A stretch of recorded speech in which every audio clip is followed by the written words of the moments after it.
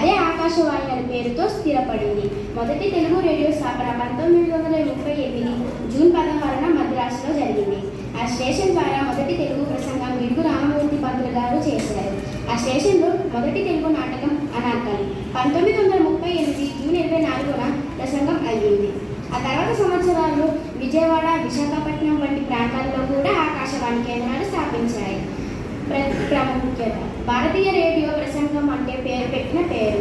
ప్రజలకు సమాచారం, వినియోగం, విద్య అనే ప్రధాన లక్ష్యంతో అందరికీ సేవలు అందిస్తున్నారు. టెలివిజన్ మరియు ఇంటర్నెట్ లేని రోజుల్లో ఆకాశవాణి ప్రతి ఇంటికి ఒక స్నేహితుడిగా నిలిచింది. ఆకాశవాణి ప్రాముఖ్యత ఏమిటంటే ఇది కేవలం వార్తలకే పరిమితం కాకుండా భక్తిరంజన్, వ్యవసాయ కార్యక్రమాలు, పిల్లల కార్యక్రమాలు, నాటకాలు వంటివి ప్రజలకు చేర్చాయి. గ్రామీణ ప్రాంతాల్లో సమాచారాన్ని పంపించడంలో ముఖ్యమైన పాత్ర పోషించింది. ఆకాశవాణి కేవలం రేడియో మాత్రమే కాదు, ఒక సాంస్కృతిక వారసత్వం కూడా. Thank you.